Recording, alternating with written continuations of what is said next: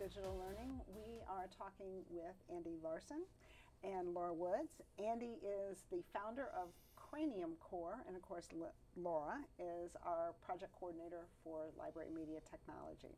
And we are learning about Cranium Core and how it can be used in the classroom, and specifically how it is revolutioning our district's Battle of the Books program. Laura, just give us a real brief history about Battle of the Books and some of the challenges we faced with it. Well, through the years, Battle of the Books started with the Sunshine State books, and we would write questions, and they would be given to the kids during their battles. And it was done here at the building or it was done at the Largo Library.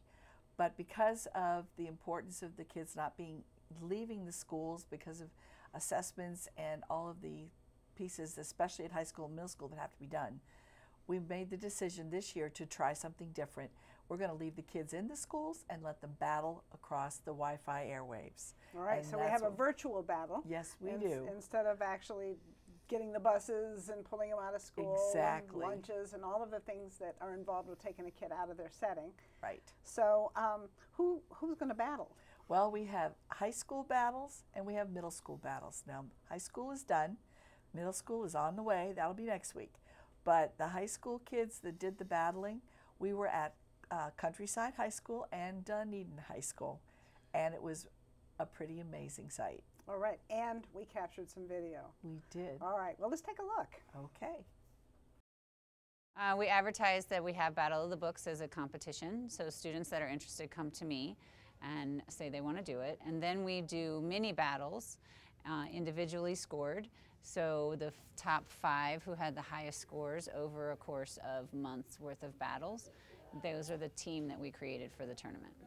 The books come from the Florida Teen Reads, which is from the state, and they put together a list of 15 books that they feel would be interesting for high schoolers to read. And then Pinellas County has decided to use that list as the list of books for Battle of the Books. They found out what book was the tournament book that day. They did not know ahead of time. They were given the book, and then they had 30 minutes to review the book with each other, talk about it, flip through the book, rehash it, and then they would discuss what was the tone of the book, what do you think the author meant by this, for 30 minutes before the actual tournament, which then happened immediately after that. So she advertised, and this is something extracurricular that the kids do. Yes. And it gives us a place and a focus. You know, we have a lot that happens in the school to engage students in sports. In some schools we have some great music programs, we have some art programs, but for students that really have a love of literature and reading, to have a connecting point where they can meet other students of a like mind is really a great opportunity. And so we really appreciate Jody's leadership in providing that space for the kids. Absolutely. So do we get to see the kids? Yes, we do. Okay. Ready to go? Dunedin, are you ready? Okay. Yeah. Countryside, are you ready? Yeah. All right, here we go, gang. Never out of it. So how did Tom's reason for not taking Solu most compare with Laurel's reason for not taking Solu, according to our text in pages 37 to 44? 1, they were opposite. 2, they were different. 3, they were identical. 4, they were similar.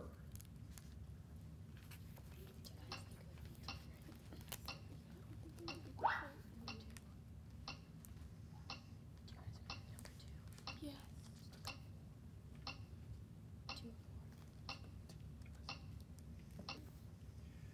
Now I'm going to interject one other thing here that I didn't tell you.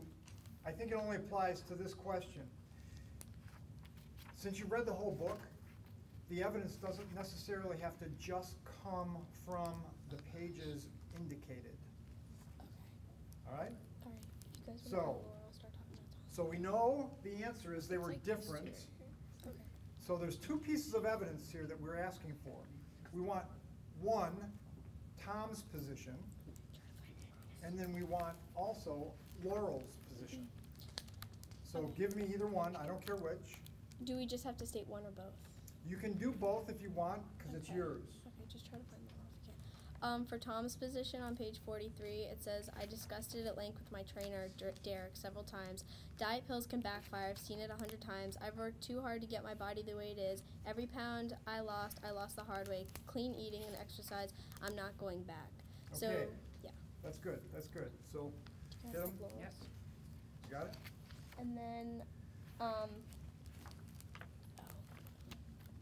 we can't exceed page 44. Are we allowed to go anywhere in the book? Yes, you can go Oh, okay. anywhere Are we before allowed page to- 44, correct? Well, Uh, no. Okay. In this case, anywhere in the book. Oh, Okay. whole book. Can we add evidence that we just found, or was that it? I'm gonna bump it to them, Okay. just for fairness. Okay. So give me the other one, if you have another one. Yeah, we have another one. All right. So what's Laurel's position? On page 67, she's talking about, she's at the table with Viv for dinner, and she's, on the table is a tray with mini muffins. A little sign says, sweetened with salu. I take 2 for Viv. They look really yummy. I pick one up and smell it, cinnamon and nutmeg. And then I guess I am ready to eat again, but before I pop it into my mouth, I stop. I don't know. What do we know about this stuff anyway? I think I'll wait for my toast. So she's not sure what the sugar, like, really even is. So she doesn't want to put something in her body that she doesn't even know, like, what it's even made out of. So she's trying to just make sure that she's Okay. not going to ruin her body. And I'll give you that. She's doubtful. Okay. So hit him with that. I'm gonna flip it to you now, Dunedin. Is there any evidence that you can give for either one to help support it more? All right, so I have one for Laurel. On page 45, it says. Hold on. Okay, go ahead. All right. My stomach is seizing up sporadically, punching up to let me know that if I lay 1 fork tying on the slender little pastry, I'm gonna blow bile all over the beautiful linen tablecloth. So at the time, she was actually very sick. Like, she was seasick, so she really couldn't eat anything. And that's why she didn't eat anything. All right. And that's why they were different. So that was the first reason why she didn't take it, and then that's what made them different. Okay, and I'm gonna give you that because there is evidence to support that. Because she doesn't want to get nauseous, basically is what you're saying. She doesn't want to upchuck. So you got it? I got it. Okay. So, with no further ado, I will also tell you there's one on the bottom of page 40 or 56 that says, I put mine on Viv's pillow. I'm not going to take any chances of nausea coming back, which is the same thing that you just said in a different way. And the challenge that you have, all of you with this, you got a whole book to work with here. There's a lot of stuff, so, but you're doing well. So, let's see who won this game. The Funky Falcons won by 20 points. Wow. Congratulations! So that was close though. That was really close. How fun. Okay, so you're in the Countryside High School Media Center, and you have those kids right in front of you. And then you have the kids at the Dunedin High School Media Center, the Falcons, the Funky Falcons, Yeah. versus the Cougars. And it's interesting, the ones coming in virtually won the contest. Yep. So, what is the book they're talking about here?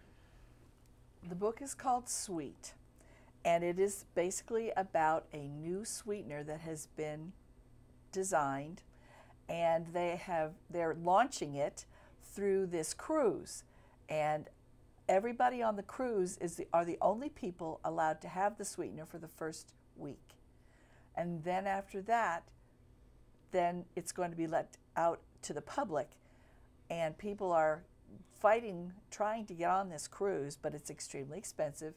Lots of celebrities, lots of famous people, and lots of rich people actually get on this cruise.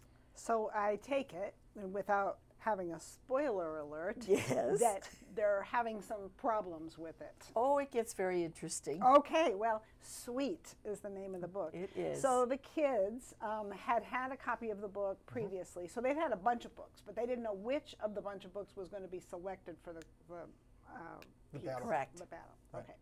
So how did this go in terms of what you? This is the first time. So in terms of what you hoped would happen and what happened. Well, the biggest thing was we had to set the technology up first, and we had to make sure that they had Skype, they had their Cranium core, and they had to have a student computer that was the responder computer. and we had everything hardwired, and actually the technology went unbelievably smoothly. We had 2 ways to project so the kids could literally see each other. And I will tell you that when they first sat down, when they actually physically saw the other school, they were like squeaking and backing up because it was like, oh, there is somebody. And one of the kids at Dunedin said, oh, I used to be at Countryside. I may know them. But once I think when they live in a world where, Countryside is their school and that's what they know, Dunedin is their school. So to even just to broaden their horizon, that there's people like me out there doing things, is really a nice connecting point. How did the kids react to this? They really did enjoy it. Once they really got down to the nitty-gritty and they were digging for answers, I was at the Dunedin school helping, and I could hear the kids, because we sat back away from them, and I could hear them softly whispering, they're really looking at it. One of them said something about, they really are digging further into the book. And it was like, okay, impetus. So both teams, because I was wondering about that, I thought, well, Countryside seems to have an advantage here because everything's happening there, but you were supporting on the Dunedin side. So both teams had adult support encouraging them. Right. Interesting. So did we get some response from the kids' video? We absolutely did. Let's take a look and see what they had to say. At first, I was like, I don't know if I want to read all of those books, and it was really fun at the end, and I was proud of myself for reading all of those books at the end. And sometimes it would be stressful because I had to finish a lot of books in the end, rush and stuff. But I was proud of myself. I read Sweet at the beginning of when I started, so I had to remember, but everyone else around me helped me remember about it. So it's fun. It's interesting, and I would do it again. So as a team, you kind of get other people's points of views. I know that for some of the questions I wasn't sure about, but Haley or Charlie or Anicia were able to be well, it's this one because at this part of the book, and I wasn't even on that page, so that really helped a lot. About Laurel, and I like that it wasn't too long, and I like that everyone gets a chance to kind of rebuttal with evidence. And yeah, I mean, I don't know how the last process works, but I heard that you had to buzz in first, so you got time to comprehend and talk with your team on what question you want or what answer you wanted, and then you could assign different people to kind of look through for the evidence, and then, or if it was the other school's turn to find evidence, you could have that time to go around and just flip through and find different evidence. And I was also happy that you got to use the whole book instead of certain chapters. Isn't that great? What great kids, huh? Yeah, absolutely. All right. Really appreciate them sharing with us. So coming up, we have the middle school battle. Yes. So let's finish out here with just a couple more comments on the future or the possibilities for Cranium Core here in our district. I think it's unlimited. I talked to Jim Bench just a minute before I came in for this interview, and I was surprised to hear him say, he said, the technology is very scalable. It's easily done. And that was a wow moment for me. It's yeah, great. So once that piece is done, the social aspects of this, for what you saw, kids from distances working together collaboratively across distance, what a great frosting on the cake of finding textual evidence and being really excited about learning. Andy, thanks for bringing this to us. Yeah. And I want teachers to know about it. They can talk to their library media specialist for access to it, or contact you, Laura Woods. Yes. And I appreciate you joining us today, and I hope you're as excited about Cranium Core as I am.